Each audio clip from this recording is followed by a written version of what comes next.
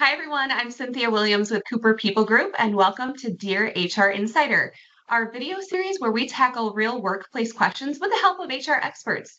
Whether it's compliance headaches, culture challenge, or those awkward, is this even HR moments? We're here to bring you practical advice with a people first lens. Today, I'm joined by Lisa Cooper, our president and founder of Cooper People Group. Lisa started Cooper People Group back in May of 2021. And with her leadership, we've been honored to serve almost 200 clients around the Great Lakes and beyond. We're excited to have her here with us for this conversation. So let's jump right in, Lisa.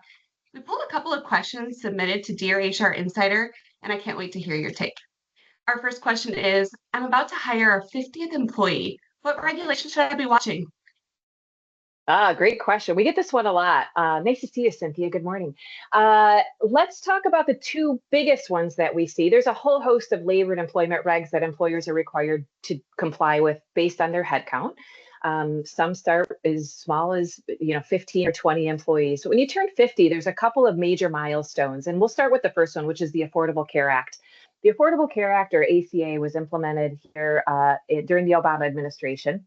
And essentially what it says is once you've hired 50 full-time employees, it's actually full-time equivalents, it's not actually employees. So how they determine equivalence is different. It could, because part-time is a factor in there. You're considered a large employer. And when you're a large employer, you're now legally required to provide health insurance for your folks. That insurance has to be affordable, it has to be accessible, it has to provide some minimum essential coverage, essentially.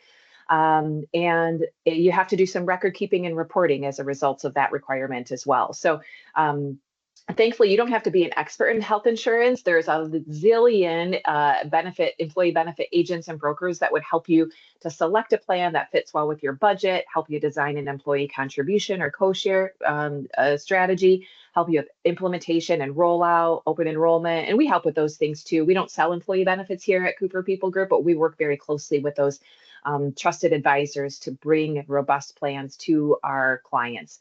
And we can certainly help you get square with that record keeping and reporting as well, because what you're going to need to do is start tracking eligibility as well as enrollment so that you can supply and file the required 1094 and 1095 forms that are going to be required here at the end of the year. So lots of moving pieces for ACA, but it's a pretty easy one to get square with once you've got the right partner and the right technology. And we can help connect you to both of those things if somebody's lost on where to start and how to get going with the ACA requirements. The second one, and this one requires perhaps a little bit more heavy lifting, is getting ready to comply with the Family and Medical Leave Act. So the FMLA was enacted here in 1993. Before 1993, employees that were sick or injured or had a baby, needed to be out for maternity leave, didn't necessarily were able to come back for a job. Employers didn't have a legal responsibility to keep that job open. Since 1993, employers that have more than 50 employees are in fact now required to provide up to 12 weeks of unpaid job protected leave. So basically this means is if you have a surgery, Cynthia, or you go off to have a baby, your job will be protected for that 12 weeks. So when you come back from that leave, you are instated to either that role or very similar role. I can't put you on the third shift, right? I can't take away your pay. I can't put you in the dark office down in the basement in the dungeon, right? You're going to be slotted right in kind of where you left. It's like you never left at all. I also would have to maintain the health insurance that we provide to somebody during their leave as well. So this is a really tricky one because while you may have an HR expert that fully understands the compliance requirements and how to track eligibility, and eligibility is a really unique one. Not every employee is going to be eligible. You have to have 12 months of service under your belt and have had to work 1,250 hours to legally qualify for that 12 weeks of job paid leave, a job protected leave. And so it's really important that your frontline leaders understand how to track that, how to report those absences, because it need not all be consecutive leave as well. Sometimes that leave can happen 12 weeks. We often see that with maternity leaves or a surgery, a planned operation or something like that.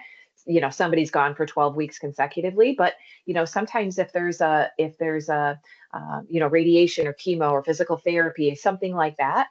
Sometimes we see folks needing to use an FMLA, job protected leave, on an interim basis. And so that's something that's certainly permissible as well. There's a lot of questions that leaders and HR folks have about what's even eligible for FMLA. If we skin our knee and you get stitches, we get your average cold or flu, generally those things don't qualify for FMLA. We're talking about serious health conditions, and there's a whole myriad of definition about what really constitute a serious health condition. So we like to make sure, especially our frontline leaders, know, because it may not even be a physical, it could be a mental thing. So if we've got employees that are struggling with anxiety, depression, sleeplessness, other items like that, those things could be FMLA eligible qualifying events. And it's really important to know when to sort of start that 12-week timer and get the required paperwork out to the employees who may be eligible or may be seeking FMLA. So there's a lot of training that needs to happen. There's forms and documents and timelines. So it's really important that HR and all your leaders of people understand those requirements. And we make sure that our employees get their federally entitled FMLA when they're eligible for it. Wonderful. This is such great advice, great insights. We do have one more question for you. Is it okay to base compensation off of Google or a ChatGPT? How should leaders of HR approach this? Well, it does happen. Is it a best practice? Probably not. I think, when you Google or you chat GPT, what's the going rate for, my accountant? You'll certainly get some data, but I question the reliability and the accuracy of that data. There's no way that data has been scrubbed by employers, provided by employers. It might be self-reported from employees. It hasn't been vetted. And so it also, I think, often lacks context, right?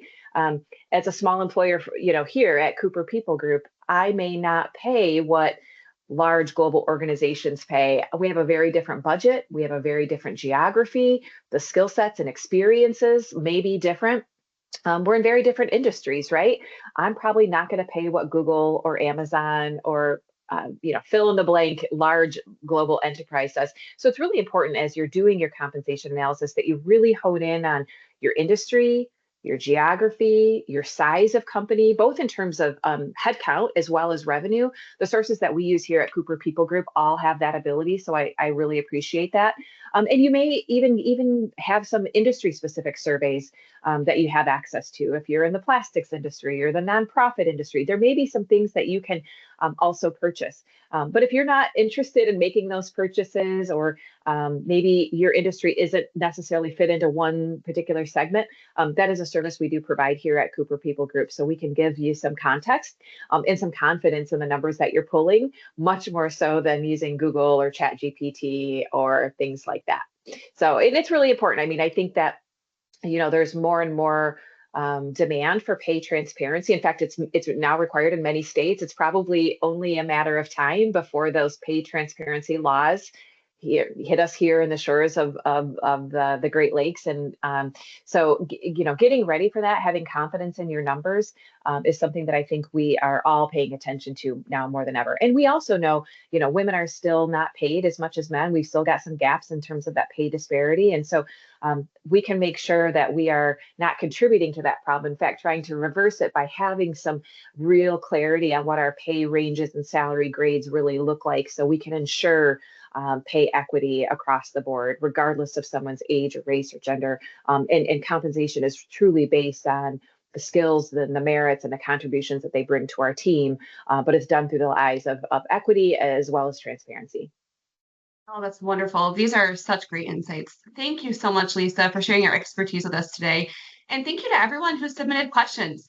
If you have an HR dilemma and you'd like it featured, you can submit it through our Dear HR Insider form.